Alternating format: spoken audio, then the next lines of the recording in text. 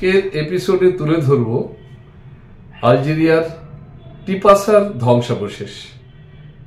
টিপাসা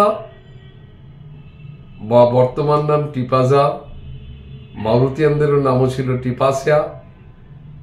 এটা একটা বিখ্যাত শহর। এই শহরটা মূলত তৈরি করেছিল মাউরিটিয়ানরা। তারপর সেই মাউরিটিয়ানদের হারিয়ে আসে রোমানরা, এবং এই রোমানদের কিছু ধ্বংসাবশেষ আমরা পাবো, মাউরিটিয়ানদের কিছু পাওয়া যাবে না, যায়নি। সেই ধ্বংসাবশেষটা আজকে দেখাবো, এবং পুরো শেষ করতে পারবো না, পুরো শেষ করলে অনেক সময় লাগবে, তাই একটা খণ্ডিত অংশ দেখাবো। টিপাসা কথাটার মানে নাকি চৌরাস্তা। এখানে আমরা যেটা দেখাবো সেটা হচ্ছে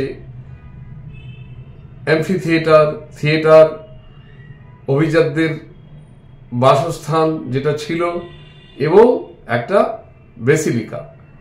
এই চারটে দেখিয়ে আজকে আমাদের এপিসোডটা আমরা শেষ করব, বাকিগুলো পরবর্তী। টিকিট কেটে আমরা ঢুকলাম। সেই যে ধ্বংসস্তূপ পড়ে আছে, এক সময়ের বিখ্যাত রোমান শহর টিপাসা, সেটা দেখার জন্য।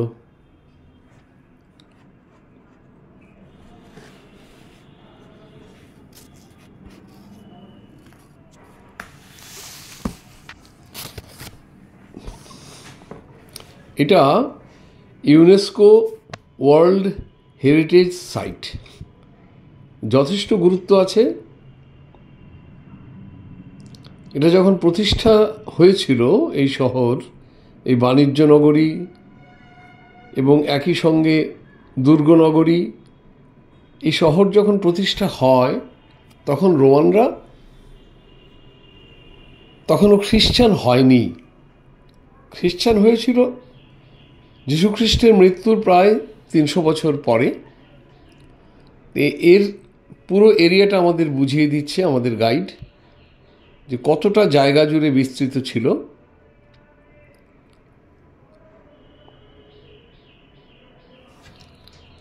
আমরা ঘুরে ঘুরে দেখছি বিস্ময়ের সঙ্গে। একসময় পৃথিবীর অন্যতম বিখ্যাত শহর এবং বাণিজ্য নগরী।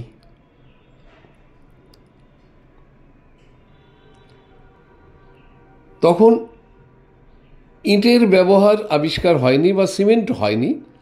তখন যত প্রাসাদ বা যত কিছু তৈরি হতো, পাথরের উপরে পাথর বসিয়ে এমনভাবে বসানো হতো যে নড়বে না। তারও পরবর্তীকালে একটা প্রলেপ তৈরি হয়েছিল, চুন অন্য কিছুর সঙ্গে মিশিয়ে সেটা দেয়া হতো।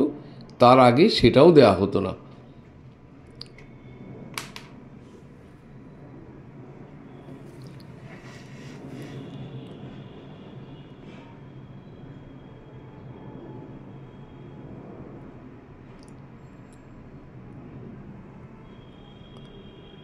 দেখে কি বোঝা যায় এক সময় এখানে হাজার হাজার লোকের বসবাস ছিল?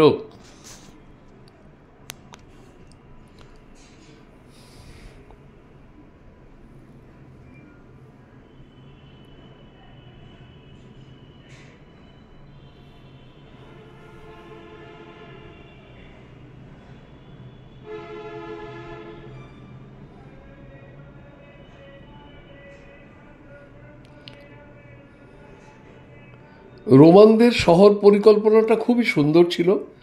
একটা বিশাল চওড়া রাস্তা, এক মাথা থেকে আরেক মাথা, তারপর তাকে ক্রস করে কিছুগুলো রাস্তা, যে কারণে সবগুলি চৌরাস্তা হয়।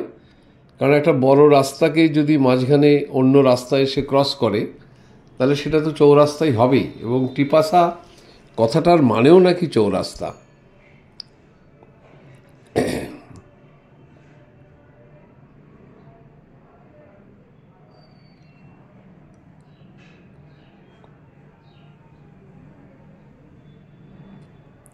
রোমান শহরের দুটো বিখ্যাত জিনিস হলো, একটা হচ্ছে থিয়েটার, যেখানে সমস্ত অনুষ্ঠান হতো, এমনকি রাজকার্য সংক্রান্ত অনুষ্ঠানগুলো লোকদের ডেকে সেখানে মতামত নেওয়া হতো। আরেকটা হচ্ছে অ্যাম্ফি থিয়েটার। অ্যাম্ফি থিয়েটারটা আজকালকার দিনে কল্পনা করলে মনে হয় কি নৃশংস, কি নিষ্ঠুর প্রথা ছিল। কৃতদাসদের ট্রেনিং দিয়ে গ্ল্যাডিয়েটার বানানো হতো এবং তাদেরকে ক্ষুধার্ত পশু বাঘ সিংহের সামনে ছেড়ে দেওয়া হতো। বেশিরভাগ ক্ষেত্রেই বাঘ সিংহের শিকার হয়ে যেত সেই কৃতদাস। কোনো কোনো ক্ষেত্রে বাঘ সিংহকে হত্যা করে ফিরে আসতো। এই এরিয়াটা হচ্ছে অভিজাতদের এরিয়া। অভিজাত বলতে তখনকার রোমে ছিল আঞ্চলিক শাসক, গভর্নর, এবং তাকে ঘিরে থাকতো সেনেটর।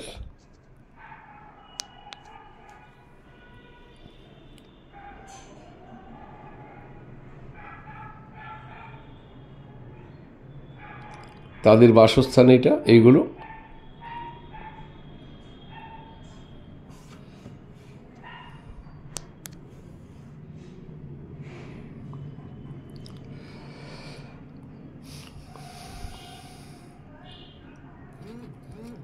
আবার সেই আমার পুরনো অনুরোধ, আমার চ্যানেলটা একটু সাবস্ক্রাইব করবেন এবং এইখানে বিদেশের এপিসোডই বেশি থাকবে এবং ইতিহাস কেন্দ্রিক এপিসোড আমার চ্যানেলে বেশি থাকে। যারা একটু ইতিহাসে আগ্রহী তারা দয়া করে সাবস্ক্রাইব করবেন।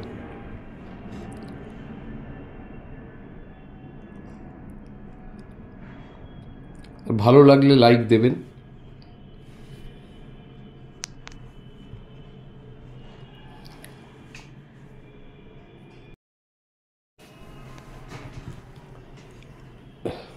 আমরা চলছি। যে কোনো রোমান শহরের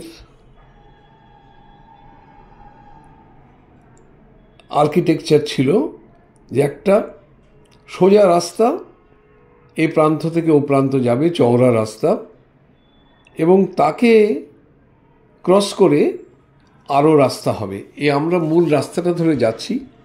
জায়গাটা খুব বিরাট, বিশাল শহর ছিল তৎকালীন সময়ে, বাণিজ্য নগরী, এবং কাছাকাছি সৈনিকদেরও আবাসন ছিল। কারণ সভ্যতা তো অনেকটাই নির্ভর করে সৈনিকদের উপরে।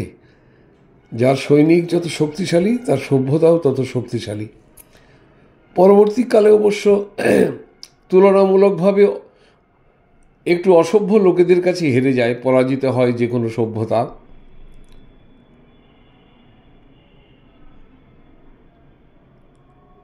এই বিশাল ছিল রাস্তা।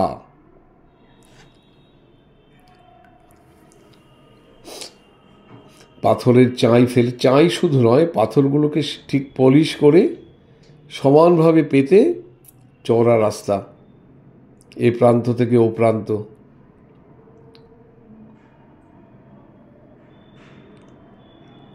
গাছগুলো বর্তমানের।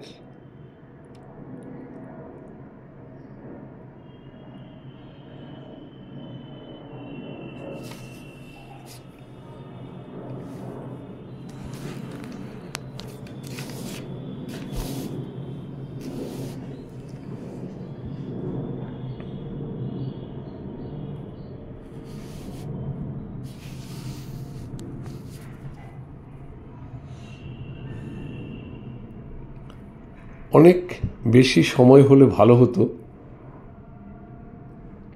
কিন্তু আমাদের জন্য আমরা নিজেরাই বরাদ্দ করেছি 2.5 ঘন্টা।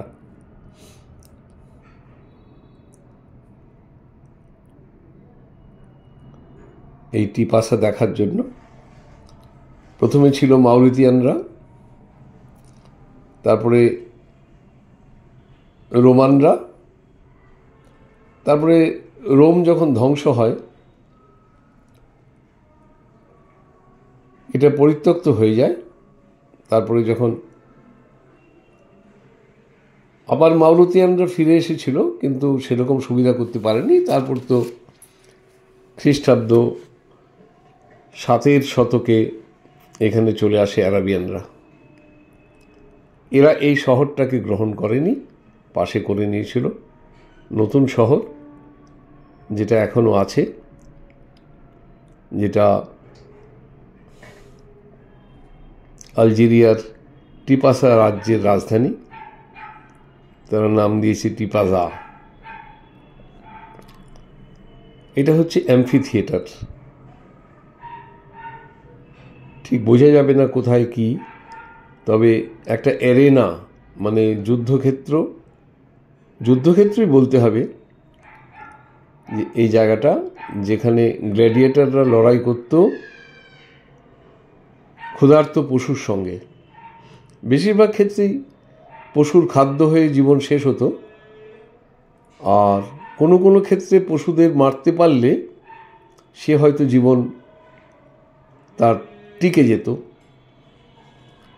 বিভিন্ন দেশ থেকে আনা কৃতদাসদের ট্রেনিং দিয়ে গ্ল্যাডিয়েটর বানানো হতো। আর এই যে লড়াইটা, এই যে ডান দিকে, এই লড়াইটাকে উপভোগ করত অভিযাত্রা, মানে যাদেরকে তখন বলা হতো বিখ্যাত লোকেদের গভর্নর ছাড়া সেনেটার। আমরা এসে গেছি ওদের আবাসনের জায়গায়। দেখুন, একটা পাথরের উপর আরেকটা পাথর বসিয়ে কি সুন্দর দেয়াল তৈরি করা যায়, তার উপরে ছাদ, এই যে বাড়ির দেওয়া, এই যে আবাসনের মাঝখানের গলিপথ, দুপাশে সব সেনেটারদের বাড়ি, মূল বাড়িটা গভর্নরের।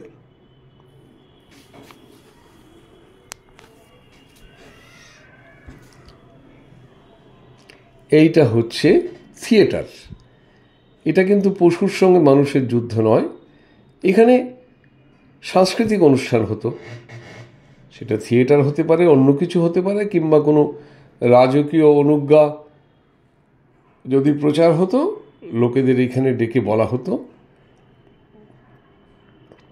এবং সাউন্ড সিস্টেমটা অদ্ভুতভাবে ভালো ছিল নাকি, পাইপের মাধ্যমে সাউন্ড যেত।